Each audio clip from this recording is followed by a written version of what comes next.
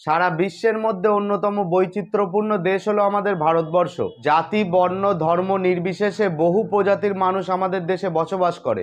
আর এই সব মানুষগুলির রীতিনীতি, বেশভূষা, সংস্কৃতিও সম্পূর্ণ আলাদা। আর শুধুমাত্র আমাদের দেশে বসবাসকারী মানুষগুলোর মধ্যেই যে ভিন্নতা দেখা যায় তা নয়, ভৌগোলিক দিক থেকেও আমাদের দেশ অত্যন্ত বৈচিত্র্যপূর্ণ। আমাদের দেশ ভারতবর্ষ 3 দিকে সমুদ্র দিয়ে ঘেরা। পূর্বে বঙ্গোপসাগর, পশ্চিমে আরব সাগর এবং দক্ষিণে ভারত মহাসাগর। 3 দিক সমুদ্র দিয়ে ঘেরা হওয়ার কারণে আমাদের দেশকে উপদ্বীপও বলা হয়। আর ভারতবর্ষের উত্তরে আছে হিমালয়, যা ভারত তথা পৃথিবীর সবথেকে উঁচু পর্বতমালা, যার উচ্চতা প্রায় 8849 মিটার। এমনকি পৃথিবীর সর্বোচ্চ শৃঙ্গ মাউন্ট এভারেস্ট হিমালয় পর্বতমালারই অংশ।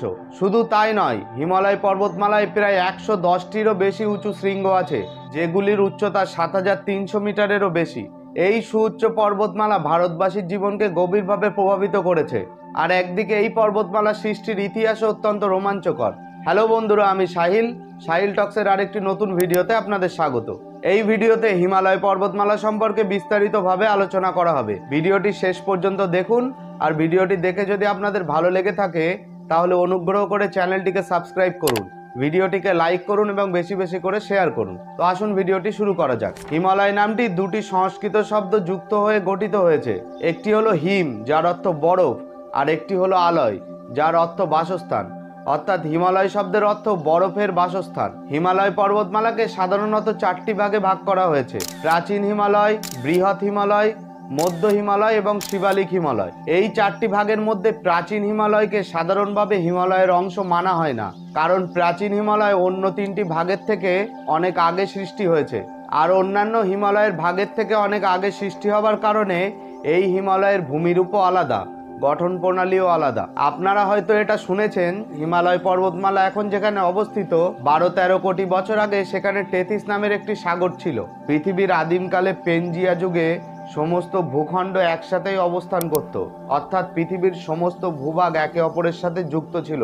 পৃথিবীর অভ্যন্তরীণ কার্যকলাপের ফলে এই ভূভাগ একে অপরের থেকে বিচ্ছিন্ন হতে শুরু করে। সেই কারণে ভারতীয় প্লেটও বিচ্ছিন্ন হয় এবং এই প্লেট বিচ্ছিন্ন হয়ে ইউরেশিয়ার প্লেটের সঙ্গে যুক্ত হয় এবং যুক্ত হওয়ার সময় ইউরেশীয় প্লেট এবং ভারতীয় প্লেটের মাঝখানের অঞ্চল উঁচু হয়ে যায় এবং উঁচু হয়ে সেই অঞ্চলে হিমালয় পর্বতমালার সৃষ্টি হয়। কিন্তু অবাক করা বিষয়, এই হিমালয় পর্বতমালার গঠন প্রণালী এখনো সম্পূর্ণ হয়নি। বিজ্ঞানীদের মতে প্রতি বছর প্রায় 5 মিলিমিটার করে হিমালয় পর্বতমালার উচ্চতা বাড়ছে।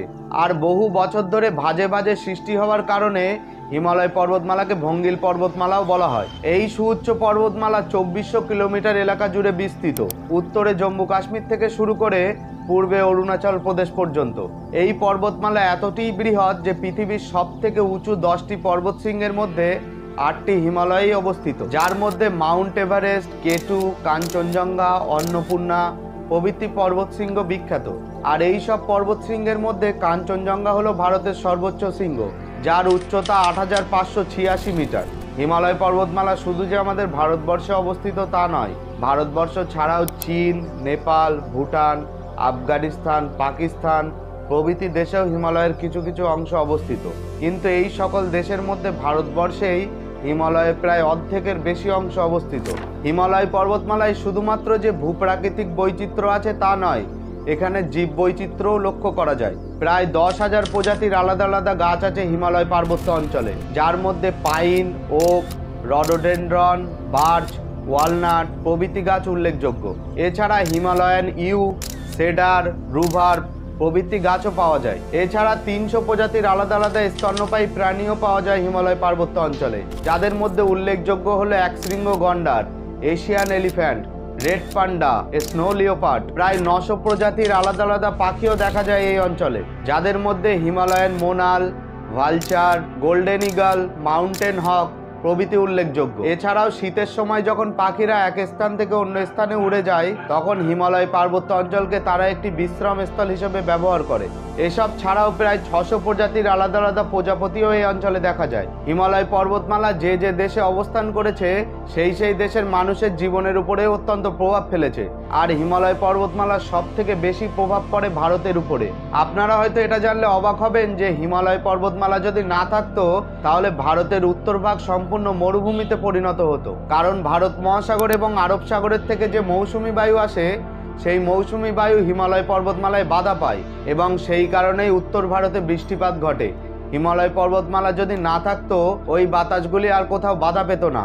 মৌসুমি বায়ু ভারতবর্ষ পেরিয়ে অন্যান্য দেশে গিয়ে বৃষ্টিপাত ঘটাতো, সেই কারণে উত্তর ভারতে কোনো বৃষ্টিপাতই ঘটতো না। শুধু তাই নয়, মধ্য এশিয়ার শীতল বাতাস হিমালয় পর্বতে বাধা পায়, সেই কারণে সেই বাতাস এই পর্বতমালা পেরিয়ে ভারতবর্ষে প্রবেশ করতে পারে না, যার কারণে উত্তর ভারতের মানুষ প্রবল শীতের হাত থেকে রক্ষা পায়। কিন্তু ভারতবর্ষের প্রতিবেশী দেশ চীনে এই ঠান্ডা বাতাস প্রবেশ করে, সেই কারণে চীনের ওই অঞ্চলে তুষারপাত ঘটে, শীতের সময় প্রবল ঠান্ডা পড়ে। তাছাড়াও হিমালয় পর্বতমালা থেকে প্রায় 19টি নদীর সৃষ্টি হয়েছে, যাদের মধ্যে সিন্ধু, ব্রহ্মপুত্র, গঙ্গা, যমুনা প্রভৃতি নদী উল্লেখযোগ্য।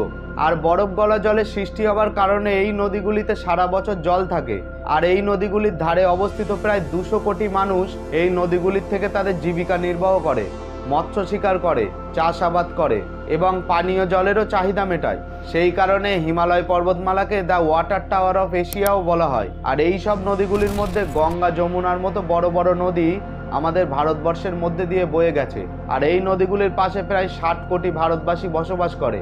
আর এই নদীগুলি তাদের জীবনে অত্যন্ত গভীর প্রভাব ফেলেছে। এই নদীগুলো অত্যন্ত খরস্রোতা, সেই কারণে চাষাবাদ এবং মৎস্য শিকার ছাড়াও এই নদীর জলকে কাজে লাগিয়ে প্রচুর পরিমাণে বিদ্যুৎ উৎপাদন করা হয় এবং এই নদীর উপরে অনেক হাইড্রো ইলেকট্রিক ড্যামও লাগানো হয়েছে, যাদের মধ্যে Tehri dam, Bhakra dam, Baglihar dam প্রভৃতি উল্লেখযোগ্য। হিমালয় পর্বতমালা উত্তর ভারতে একটি প্রাচীরের মতো অবস্থান করেছে, সেই কারণে প্রাচীন সময়ে যখন বিদেশি শত্রুরা ভারতবর্ষ আক্রমণ করার প্রচেষ্টা করেছিল, হিমালয় পর্বতমালার কঠিন ভূমিরূপ তাদেরকে আসতে বাধা দেয়, কারণ 3 দিকে জলে ঘেরা থাকায় ভারতবর্ষ আক্রমণ করার একটি রাস্তা ছিল হিমালয় পর্বতমালা।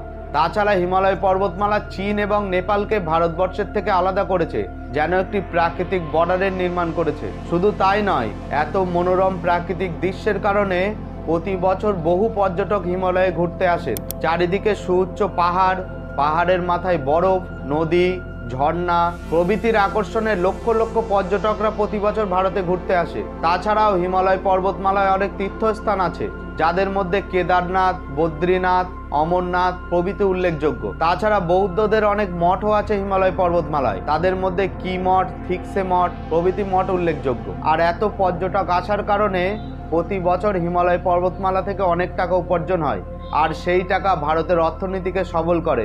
হিমালয় পর্বতমালা এত গুরুত্বপূর্ণ হলেও আজ হিমালয় পর্বতমালা অত্যন্ত বিপদের মুখে। আমরা জানি যত দিন যাচ্ছে পৃথিবীর জলবায়ুর তাপমাত্রা তত বাড়ছে, আর এই তাপমাত্রা বাড়ার কারণেই হিমালয় পর্বতমালায় অবস্থিত বরফগুলি গলতে শুরু করেছে। আর এই বরফ গলা মানব জাতির পক্ষে অত্যন্ত বিপজ্জনক, কারণ হিমালয়ের আশেপাশে যে সকল মানুষ বসবাস করে তারা এই নদীর জলের উপর নির্ভর করে, আর বরফ এত পরিমাণে গলার কারণে মাঝে মাঝে ওই নদীর জল বেড়ে যায়, সেই কারণে প্রায়ই উত্তর ভারতে বন্যা দেখা যায়। বিজ্ঞানীরা এমনটাও অনুমান করেছে যে বরফ যদি এই একই হারে গলতে থাকে তাহলে পরবর্তী কয়েক বছরে উত্তর ভারতে প্রায় বন্যা, ধস প্রভৃতি দেখা যাবে। International centre for integrated mountain ডেভেলপমেন্টের রিপোর্ট অনুযায়ী পরবর্তী 80 বছরে হিমালয়ের 3 ভাগের 1 ভাগ বরফ গলে যাবে, যার কারণে সমগ্র এশিয়ায় প্রায় 200 কোটি মানুষের জীবন বিপন্ন হয়ে পড়বে। আর একটা সময় পরে যখন সমস্ত বরফ গলে যাবে তখন নদীগুলির জলও শেষ হয়ে যাবে, নদীগুলি শুকিয়ে যাবে, সেই কারণে জলের অভাব দেখা দেবে। তাছাড়াও হিমালয় পর্বতমালায় পর্যটকের সংখ্যা ধীরে ধীরে বাড়ছে। এটি অর্থনৈতিক দিক থেকে যতটি ভালো, প্রাকৃতিক দিক থেকে ততটাই খারাপ, কারণ এই পর্যটকরা এসে প্রতি বছর হিমালয়ে প্রচুর পরিমাণে আবর্জনা নিক্ষেপ করে, আর সেই আবর্জনার কারণেই সেখানকার পরিবেশ দূষণ ঘটছে। তাছাড়াও এত পর্যটক আসার কারণে প্রতি বছর অনেক নতুন নতুন ট্যুরিস্ট স্পট বানানো হচ্ছে, নতুন নতুন হোটেল বানানো হচ্ছে, অনেক রাস্তা বানানো হচ্ছে, আর সেগুলি করার জন্য হিমালয় পর্বতমালাকে কাটা হচ্ছে, যার কারণে হিমালয়ের ভূপ্রাকৃতিক ভারসাম্য নষ্ট হচ্ছে। সেই কারণে এখন প্রায় হিমালয়েতে ধস দেখা দেয়। এছাড়াও প্রচুর পরিমাণে গাছ কাটা, নতুন নতুন ড্যাম তৈরি করা প্রভৃতি কারণেই আজ হিমালয় বিপন্ন। যদিও ভারত সরকার এবং অন্যান্য দেশ প্রতি বছর বিভিন্ন প্রকল্প গ্রহণ করছে হিমালয়কে রক্ষা করার জন্য,